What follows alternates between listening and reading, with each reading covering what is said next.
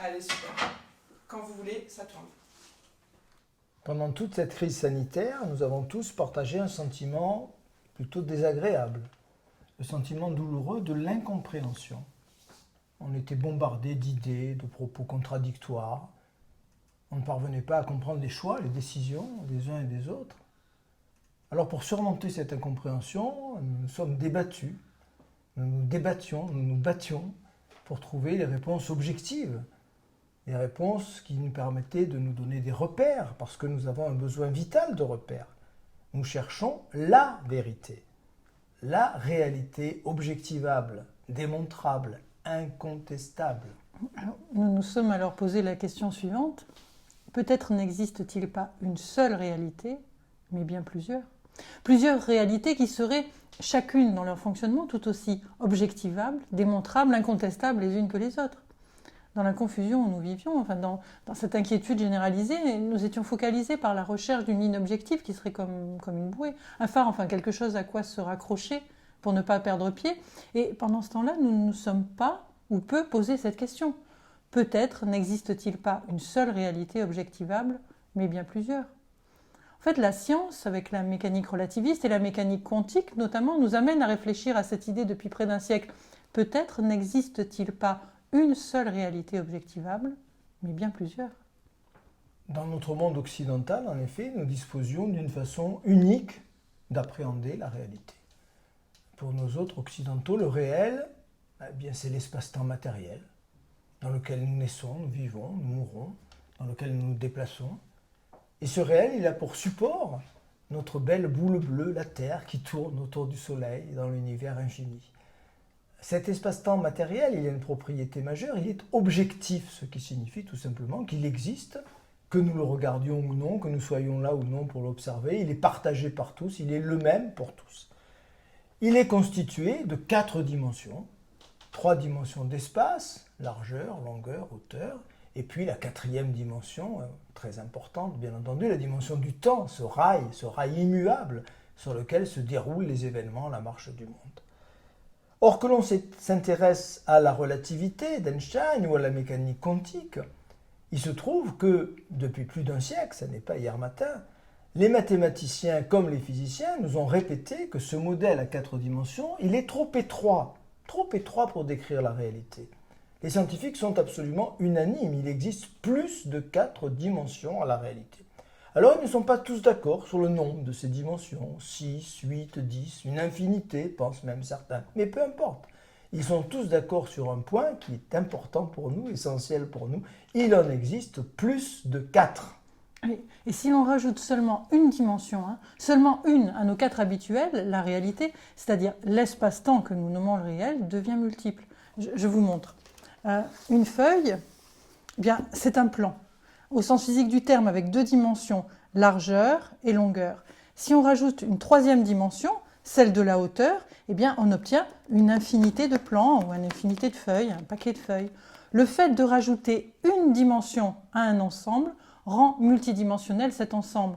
Si j'ai 2 dimensions, j'ai une feuille. Si j'ai 3 dimensions, j'ai une infinité de feuilles, ou au moins en l'occurrence ici, un paquet.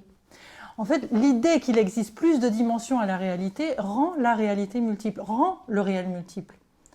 Ne serait-ce pas cela que le Covid est en train de nous révéler ? Qu'il existerait non pas une seule réalité objectivable, la seule réalité qui détiendrait la vérité, mais qu'il existerait plusieurs réalités objectivables. N'aurait-on pas là un fil à tirer pour réfléchir à un nouveau paradigme ? Parce qu'il me semble que ce soit ce que nous réclamions, un nouveau paradigme, lorsque nous espérons un nouveau monde. Depuis plusieurs mois, nous entendons régulièrement parler du monde d'après. Un monde d'après qui serait différent du monde d'avant. Alors meilleur ou pire, les avis divergent. Certains un peu plus pessimistes ont dit le monde d'après, ça sera le monde d'avant en pire. Oui, mais en fait, pire ou meilleur, nous n'en savons rien. Mais la formulation même de la question, le monde d'avant et le monde d'après, un monde d'après qui serait différent du monde d'avant est révélatrice d'un changement de paradigme. C'en est peut-être même une définition. Tout à fait. Nous avons besoin, ça semble une évidence, de changer de paradigme. Et pourtant, rien n'est moins évident que de changer de paradigme. Car changer de paradigme, de modèle, pour construire un monde nouveau, ça n'est pas simplement disposer d'idées nouvelles qu'on viendrait ranger dans les petits dans les petites étagères de notre bibliothèque mentale, c'est modifier la structure même de notre pensée, c'est modifier la bibliothèque elle-même, c'est beaucoup plus délicat. Ah oui, c'est beaucoup plus délicat parce que réviser la structure de notre pensée est compliqué. Nous ne sommes généralement pas conscients de cette structure propre de notre pensée. Et donc forcément, nous ne sommes pas conscients de son cadre et nous ne sommes pas conscients de ses limites. Je pense qu'il est important de cerner clairement le paradigme avec lequel nous avons fonctionné jusqu'à maintenant, jusqu'à l'épisode du Covid. Alors il est grand temps de définir ce mot étrange de paradigme. Au fond, c'est relativement simple. Le paradigme, c'est l'image du monde que se font les hommes à un certain moment donné de l'histoire. C'est l'image la plus globale, la plus générale. C'est pas seulement la vision que les hommes ont de l'univers, pas seulement la façon dont ils se représentent leur planète, la Terre, plate, ronde, centrale ou pas. C'est pas seulement la façon dont ils imaginent le rôle qu'ils ont à jouer. Le paradigme, c'est l'image la plus générale, c'est le modèle des modèles. Un paradigme est à la fois astronomique, physique, anthropologique, esthétique, politique, religieux. Alors si l'on survole les millénaires, on va découvrir une séquence que je décris très rapidement, vous le comprendrez. Le premier paradigme a surgi dans l'Antiquité, avec un philosophe, Aristote, et un astronome qui se déclarait quelques siècles plus tard son disciple, qui est Ptolémée, qui vit à Alexandrie. Que nous dit ce paradigme? Il conçoit un univers vertical, hiérarchisé, tout en bas et au centre la planète Terre. Au-dessus de la Terre, plate, des demi-sphères concentriques où sont accrochées les planètes et les étoiles. Et tout en haut, le premier moteur qui met en route, qui met en mouvement ces demi-sphères. On peut l'appeler Dieu, ce premier moteur. On devine aisément que cette vision avait des implications religieuses et politiques. C'est une vision verticale, pyramidale de la société. Et cela permet de comprendre pourquoi, à l'époque de Copernic, XVIe siècle, Galilée, Descartes, XVIIe siècle, on est passé à un autre paradigme qui demeure présent dans la tête de nos contemporains. C'est le modèle d'une Terre ronde, tournant au-dessus du Soleil, perdue dans l'univers infini.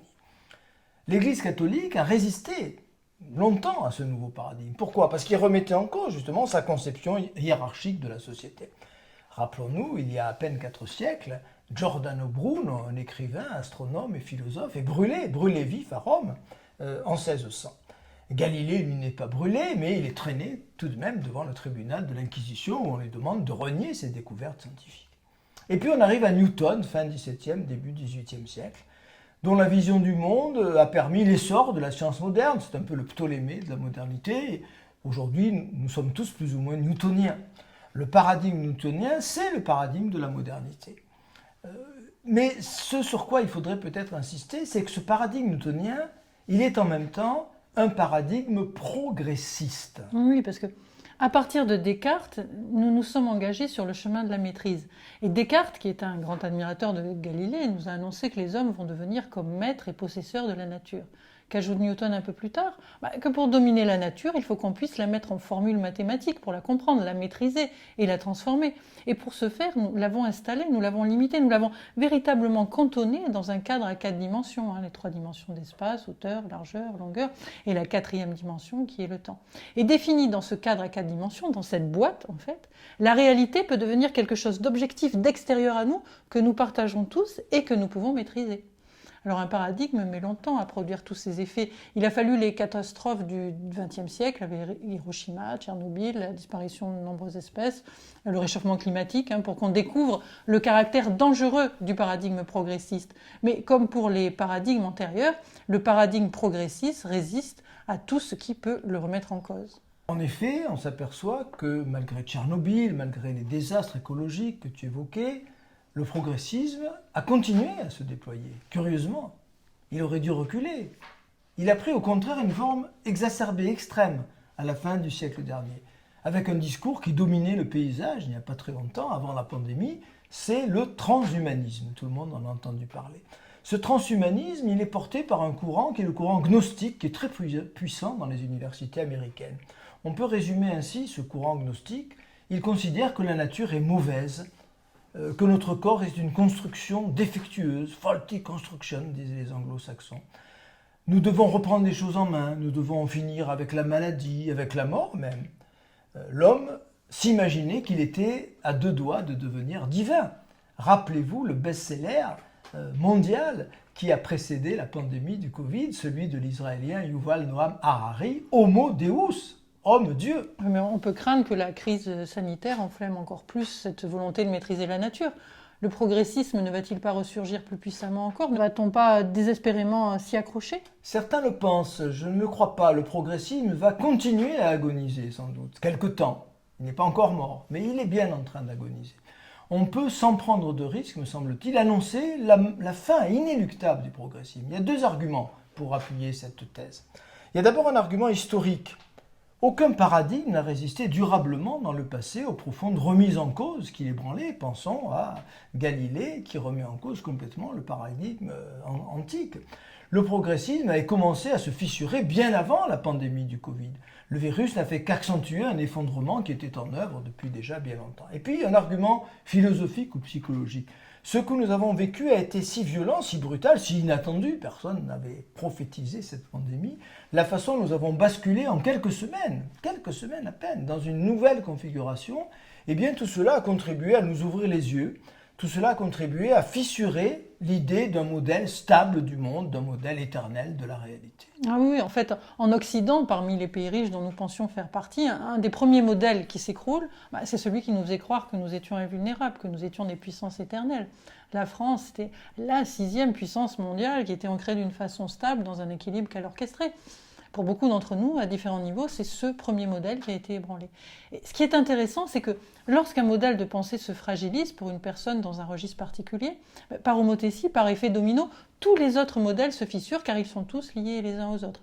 Tous nos modèles d'appréhension du réel, qu'ils soient économiques, politiques, scientifiques, artistiques, spirituels, s'étayent les uns sur les autres, se construisent les uns sur les autres, se nourrissent les uns des autres. En fait, ils sont symboliques les uns des autres et ils sont symboliques de l'idée que nous nous faisons du réel. C'est parce que nous mettons en place des systèmes qui sont conformes à la façon dont nous pensons que les choses fonctionnent, c'est évident. Si un des modèles se fissure, en fait, cela devient le moment opportun pour chacun d'entre nous d'un bond de conscience, d'un vrai grand bond de conscience. Ce qui vient de se passer dans nos vies, ce qui continue à se passer, parce que nous sommes encore dans cette pandémie, elle n'est pas terminée, tout cela nous amène à réviser nos croyances, globalement, profondément. Toutes nos croyances concernant la nature même de ce que nous appelons la réalité. Parce que nous, qui sommes encore en résonance, il faut bien le reconnaître, avec le paradigme newtonien, nous continuons à croire que le réel, c'est une chose unique, objective, mesurable, vérifiable, incontestable. Et nous pouvons raisonner sur elle en nous appuyant sur sa nature concrète, sur sa nature absolue. Or, depuis le mois de mars, reconnaissons-le, nous cherchons tous désespérément la réalité unique dans la valse des études, des avis contradictoires. Quelques exemples. Le masque, c'est la solution. Non, les masques sont inutiles. La chloroquine, c'est le remède miracle. Non, la chloroquine est une escroquerie. Le confinement, oui, c'est l'arme absolue. Non, il faut laisser la liberté de se déplacer. Le virus est aéroporté. Non, il n'est pas aéroporté. Toutes ces affirmations nous viennent du monde scientifique, quand même, rappelons-le. Une deuxième vague inéluctable. Non, une marée descendante. Et on pourrait continuer longtemps à égrener cette litanie. Où est donc la vérité ? Où est donc la donnée réelle et objective sur laquelle on pourrait s'appuyer? Où est-elle? Mais nous sommes prêts à nous battre pour défendre celle que nous expérimentons, parce que si nous l'expérimentons, c'est forcément qu'elle est vérité, puisque dans notre structure de pensée, il ne peut en exister qu'une. En fait, c'est l'hypothèse maîtresse du paradigme avec lequel nous fonctionnons. Il se peut que nous soyons perdus aujourd'hui simplement parce que nous n'analysons pas et n'interprétons pas ce qui se passe avec le modèle adéquat. C'est un peu comme si on tentait de calculer la trajectoire des planètes autour du Soleil en raisonnant sur le modèle obsolète de la Terre plate. Nos hypothèses de réflexion ne concorderaient pas avec la réalité physique. Nos expériences et les résultats de nos calculs, faits par différents endroits, seraient incohérents. Nous n'utiliserions pas le bon système d'appréhension et de compréhension du réel. Nous n'utiliserions pas le paradigme adéquat. Et c'est ce que nous pouvons essayer d'entrevoir aujourd'hui avec cet épisode du Covid. C'est qu'il agit comme un révélateur. Le révélateur d'un fonctionnement de la réalité qui jusqu'à maintenant nous échappait. Le révélateur du nouveau paradigme. Nous vivons chacun dans notre monde, dans notre petit monde, un petit monde qui, dans la pratique quotidienne, nous semble solide parce qu'il est adapté à nos croyances. Certains utilisent de l'homéopathie, pensent qu'elle est efficace, d'autres jugent qu'il s'agit simplement de placebo, préfèrent les antibiotiques. Certains croient au vaccin, d'autres n'y croient pas. Certains croient en un Dieu, d'autres en un autre Dieu ou en l'absence de Dieu. Chacun vit dans sa bulle. Et jusqu'à maintenant, peu ou prou, ces petites bulles se déplaçaient parallèlement les unes aux autres. Elles se rencontraient peu. De temps en temps, il pouvait se produire une friction, mais on se supportait assez bien les uns les autres parce que ces bulles circulaient parallèlement. Nous vivions chacun dans notre bulle. Et en fait, le Covid, tout d'un coup, focalise l'attention de tous. Il est question de vie ou de mort, hein, dans toutes nos petites bulles, dans tous nos petits mondes. Le Covid est présent. Et ce qui se passe autour de lui nous impacte tous, de près ou de loin. Nous regardons tous dans sa direction. Et en fait, il crée comme un goulot d'étranglement vers lequel tous nos petits mondes, qui étaient parallèles jusqu'alors, se mettent à converger. Et à l'approche du goulot, c'est le grand carambolage, hein, ça ne passe pas. Parce que la réalité de l'un est différente de celle de l'autre. On se rend compte que la logique à l'œuvre dans le monde du voisin n'est pas celle qui est expérimentée dans la nôtre. Mais comment est-ce possible s'il n'existe qu'une seule réalité ?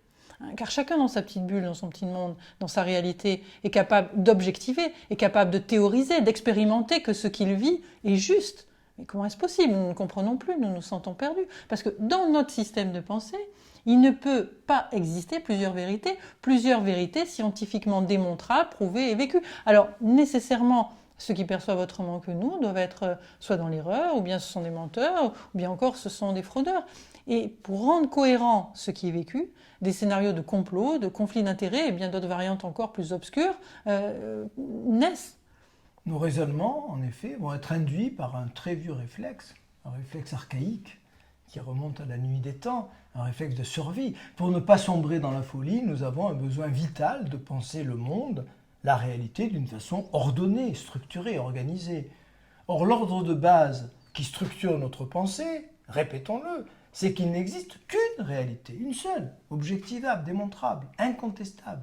Donc si nous voulons que l'ordre persiste, et nous le voulons, si les autres n'expérimentent pas la même réalité que nous, ce n'est pas parce qu'il existerait différentes réalités aussi valides, non, pas du tout. La seule explication, c'est que ceux qui voient les choses autrement sont soit dans l'erreur, ils se trompent, soit dans le complot, ou qu'ils sont malhonnêtes. Rien n'est plus délicat que de changer de paradigme. Alors, lorsque nous pensons aux contemporains de Galilée, c'est avec une certaine condescendance. On les trouve gentiment idiots, accrochés à leur idée de terre plate, hein, voire même arriérés avec leur bûcher de scientifiques. Pour eux, il était inacceptable, inenvisageable de remettre en cause l'image qu'ils se faisaient des choses. Mais pour nous également, hein, même si intellectuellement nous nous pensons plus avancés, émotionnellement il en est tout autrement. Lorsque nous utilisons l'expression « chacun dans notre petit monde », nous l'entendons comme une image. Les petits mondes de chacun, ce sont pour nous des points de vue différents d'une seule et même réalité. Seulement une question de point de vue différent. Parce que dans notre paradigme newtonien, la réalité reste une, unique, objective, vérifiable, incontestable. Mais ce n'est peut-être pas le cas, nous murmurent les physiciens quantiques depuis plusieurs décennies. C'est ce que nous avons voulu illustrer dans notre livre « Dessine-moi un chat de Schrödinger », illustré dans tous les sens du terme, au sens propre, grâce aux petits dessins très pédagogiques de notre illustratrice Céline Decorte, et puis au sens figuré également. Le paradigme newtonien, avec lequel nous raisonnons aujourd'hui encore, nous présente, répétons-le, une réalité objective et objectivable, une réalité unique, mesurable, que nous partageons tous. C'est l'image de la Terre unique sous une seule et unique cloche, un seul monde sous la cloche de notre pensée. Le paradigme quantique est totalement différent. Il existe une réalité, c'est-à-dire un espace-temps propre à celui qui l'expérimente. Autrement dit, il existe autant de réalités que d'individus, et c'est cette belle image de la tortue déclochée, si j'ose dire, et des différents mondes qui s'envolent dans toutes les directions. Un monde commun, c'est un seul monde, hein, objectivable, c'est Newton, et chacun son monde relatif à chaque individu, c'est ce passage du modèle newtonien, un éclairage différent de la compréhension du réel. Alors, il est peut-être plus facile d'approcher cette idée en remplaçant le terme monde ou réalité par celui d'espace-temps. Chacun sa propre réalité devient chacun son propre espace-temps. Chacun sa bulle, chacun son petit monde devient chacun son propre espace-temps.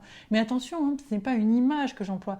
Je parle bien de monde physique et non pas de monde symbolique. C'est là que les choses se gâtent, de monde physique et non pas symbolique. Quand on en arrive à ce point, dans le cheminement de nos idées, notre système de pensée se cabre, se met à résister de toutes ses forces. Une petite voix s'élève en nous.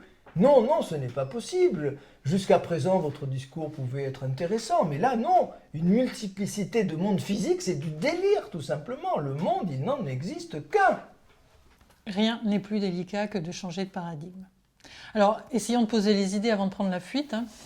Nous avons vu qu'il suffit de rajouter seulement une dimension à nos 4 habituels pour entrevoir que la réalité, c'est-à-dire les espaces-temps, deviennent multiples. Souvenez-vous, c'était mon paquet de feuilles. 2 dimensions, largeur et longueur, c'est un plan. 3 dimensions, si on rajoute la hauteur, c'est une infinité de plans. Il suffit de rajouter seulement une dimension à nos 4 habituels pour que la réalité devienne multiple. Alors, essayons de représenter cela avec nos petits mondes. Alors, cela représente notre Terre, notre monde, notre espace-temps. Si nous imaginons qu'il y a plus de dimensions à la réalité que celle de l'espace et du temps, qu'on en rajoute une 5e, c'est le même principe. Le fait de rajouter une dimension à un ensemble rend multidimensionnel cet ensemble. Un plan à 2 dimensions, je rajoute une 3e dimension, j'ai une infinité de plans. Un monde à 4 dimensions, je rajoute une 5e dimension, j'obtiens une infinité de mondes. L'idée qu'il existe plus de dimensions à la réalité que les 4 habituelles rend la réalité multiple, rend les espaces-temps multiples. Chacun son petit monde n'est alors pas une image, ce n'est pas une expression symbolique, il s'agit bien d'une réalité physique. Chacun son petit monde, chacun son espace-temps, avec ses propres mécanismes dans lesquels chaque chose sera prouvable, démontrable, incontestable, vérifiable, un petit monde dans sa totalité. Alors ton explication est brillante, mais elle sera peut-être jugée un peu rapide. On ne peut pas parler de démonstration. Si on voulait aller dans le sens de la démonstration, il nous faudrait beaucoup de temps. Ce n'est pas notre propos aujourd'hui.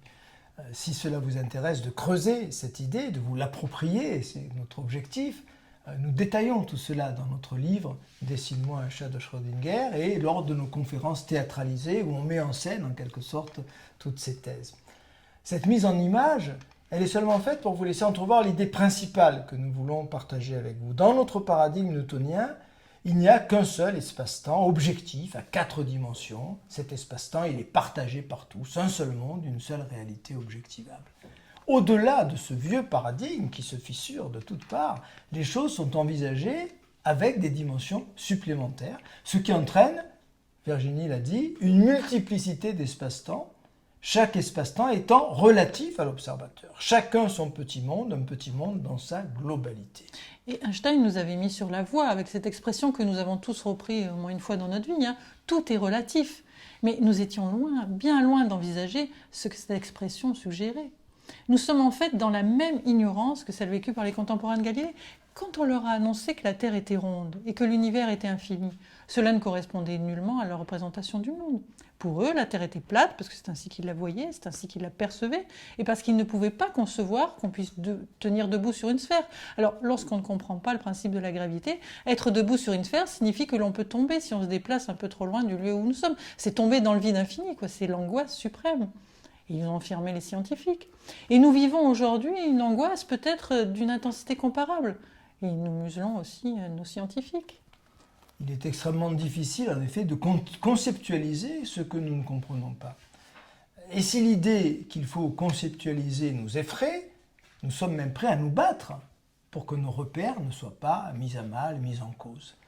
Rappelons-nous, on a emprisonné, on a torturé, on a brûlé des scientifiques il y a quelques siècles à peine, à l'époque de Galilée ou un peu avant. Le besoin de faire respecter l'ordre des choses était absolument impérieux. Et aujourd'hui encore, si on ne prend pas le temps d'y réfléchir, on ne saisit pas que l'ordre des choses est simplement celui que nous avons inventé en fonction de notre appréhension, de notre compréhension limitée, bien entendu, du réel. Cette idée-là, elle est difficilement concevable parce que nous confondons le réel avec la perception que nous en avons. Pour nous, dans ce modèle newtonien, ce vieux modèle, l'ordre des choses est extérieur à nous, alors qu'il n'est en fait que le reflet de nos limites, des limites de notre compréhension. L'image que nous nous faisons de la réalité est très éloignée de la nature même de la réalité. Lorsque les contemporains de Galilée croyaient dur comme fer se déplacer sur une terre plate, ils se déplaçaient malgré tout sur une terre ronde. Ils en subissaient d'ailleurs les effets, à savoir la gravité. Alors, ils n'avaient pas conscience du mécanisme à l'œuvre, pour autant, ils le vivaient au quotidien. Nous n'avons pas tous conscience de la réalité multidimensionnelle, pour autant, nous en vivons également les effets. Et l'épisode Covid peut être perçu comme un révélateur de cette multidimensionnalité. L'épisode Covid met en lumière la multiplicité des réalités. Alors, si nous voulons bien un instant prendre du recul sur les débats autour du Covid et essayer d'envisager ce qui se passe sous un angle inédit, Nous pouvons tirer ce fil de réflexion. Et s'il n'existait pas une seule réalité objectivable, démontrable, incontestable, mais bien plusieurs? Prendre du recul exige que nous laissions de côté, au moins le temps de la réflexion, tous les scénarios qui donnent de la cohérence à l'image du monde qui est la nôtre. Cette image que nous tentons inconsciemment, le plus souvent, de préserver. Je pense à l'idée que certains détiennent la vérité, le remède efficace, le traitement adéquat contre le Covid. D'autres veulent empoisonner la population carrément, ou la servir, la museler, profiter de la situation pour s'enrichir. Mettre de côté ces scénarios, c'est viscéralement difficile.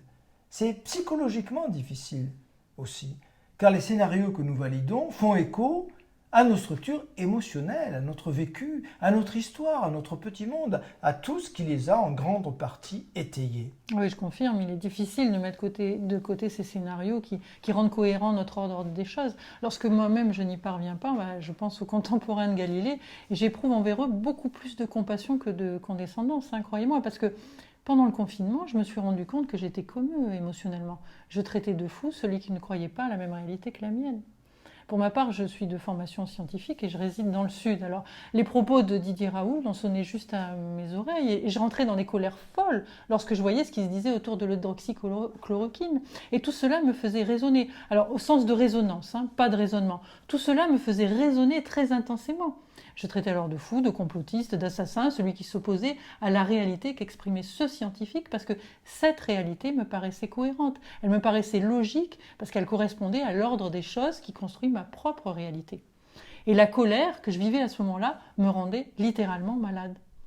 J'ai dû prendre du recul sur mes émotions. Alors, je me suis servi de mes outils, de mon chemin de réflexion. Et lorsque je me suis un peu apaisée et que j'ai pu revenir à cette idée de réalité relative, au fait que chacun dans son monde expérimente, prouve, vit une vérité qui lui est propre et qui peut être différente de la mienne et qui peut être objectivable, alors un vrai miracle s'est produit. Je peux croire en ce que je vis. Je peux croire en ce que je vis et croire que l'autre vit quelque chose qui peut être différent, voire opposé, mais qui est tout aussi valide, parce que les réalités sont multiples. A commencé alors à sourdre en moi un filet de compassion bien agréable, et l'espoir que ce filet de compassion se transforme en ruisseau, qu'il grossisse en rivière. En réfléchissant ainsi, j'ai pu enfin quitter l'incompréhension, j'ai pu enfin quitter la peur et la colère. Le plus fascinant, quand on réfléchit à cette idée de réalité multiple, objectivable, c'est qu'à partir de là, nous disposons de davantage de pouvoir que ce que nous imaginions. En effet, si ma réalité est mon monde, si mon espace-temps m'est propre, mais relatif, alors ma réalité et mon monde, mon espace-temps, sont beaucoup moins assujettis à l'autre et au pouvoir de l'autre et des autres. J'ai davantage de pouvoir pour orienter ma vie, pour modeler mon monde, pour construire mon monde suivant mon propre idéal. Je suis en quelque sorte le jardinier de mon monde, au sens propre comme au sens figuré. Oui, puis on se rend compte également que si l'on sort de l'idée qu'il existe une seule réalité, donc forcément une seule vérité, avec ceux qui savent d'un côté et ceux qui sont dans l'erreur de l'autre, on s'extrait du même coup de la dualité. Ou disons, ne soyons pas trop prétentieux, que pendant ce moment de réflexion, on s'élève au-dessus de la dualité. La vérité, l'erreur, le bien, le mal, la victime, le bourreau, l'opprimé, l'oppresseur. Et on cesse alors d'abonder une marge du monde qui ne nous convient plus. Une seule réalité implique la dualité. Une multiplicité de réalités dissout le concept même de dualité. Bien entendu, si nous voulons réfléchir à un nouveau paradigme, avec cette idée que les réalités sont multiples, sont relatives, et non pas qu'il existe une seule réalité physique absolue partagée par tous, alors nous allons devoir réviser, et ça n'est pas forcément simple, l'idée que nous avons de la matière et du temps. Nous allons devoir réviser l'idée que nous nous faisons des 4 dimensions au-dessus desquelles on cherche à s'élever. Alors, si je reviens souvent aux contemporains de Galilée, c'est parce que c'est le changement de paradigme qui nous précède juste, c'est le changement de paradigme le plus proche de nous. Et pour eux, la Terre était plate. C'était une réalité qu'ils croyaient expérimenter et que nous considérons aujourd'hui comme une illusion. Eh bien, l'idée que nous nous faisons de la matière comme quelque chose de solide, avec ces petits atomes composés d'un noyau autour duquel tournent des électrons, cette idée est aussi éloignée de la réalité de la matière que l'idée de la Terre plate l'était en son temps de la Terre ronde. Alors, lorsqu'on explore la matière en son cœur avec nos moyens technologiques actuels, ce qu'on y trouve, ce ne sont pas des petits grains consistants. Il n'y a rien de solide dans ce qu'on croit être la matière, mais c'est plutôt quelque chose d'énergétique, d'ondulatoire, de vibratoire. Alors lorsqu'on envisage les réalités multiples, ça ne sera pas comme les petites boules de Magellan, ni comme les dessins de notre livre, ça ne sera pas des terres superposées, mais c'est envisagé plutôt comme des canaux d'émission de télé où il nous suffit de changer la chaîne, c'est-à-dire la fréquence de réception, pour passer d'une émission à une autre, pour passer d'une réalité à l'autre. C'est la mécanique quantique dans le domaine de la science à l'heure actuelle qui nous permet de nous ouvrir à une autre image de la matière. En fait, la mécanique quantique et même sa philosophie vient éclairer ce carrefour où science, philosophie et spiritualité se rejoignent. Qu'il existe d'autres dimensions à la réalité, la plupart d'entre nous, en fait, l'ont déjà expérimenté. Les artistes l'ont expérimenté, quelle que soit la forme d'art qu'ils pratiquent, ils ont fait cette expérience de la réalité multiple. Tous ceux qui s'intéressent à la philosophie bouddhiste, aux cultures animistes, amérindiennes, au chamanisme, pour tout cela, la réalité multiple, cela fait partie déjà de leur expérience, cela fait partie de leur culture, peut-être même pour certains de leur quotidien. Mais ce que nous réalisons peu ou mal, c'est cette idée pivot, cette idée charnière. Alors je dis pivot ou charnière car c'est celle qui nous permet de passer d'un niveau à l'autre, du paradigme actuel au paradigme à venir. Cette idée pivot est que s'il existe d'autres dimensions à la réalité, alors notre espace-temps à 4 dimensions est multiple et relatif. Parce que le fait de rajouter une dimension à un ensemble rend multidimensionnel cet ensemble. Changer de paradigme est chose extrêmement délicate. C'est se détacher de tous ces repères, c'est se jeter dans le vide. Mais contrairement à ce que craignaient les contemporains de Galilée, c'est tout le contraire d'une chute infernale. Lorsqu'on rajoute une dimension à ce que nous nommons le réel, ce qui se produit, c'est une ascension.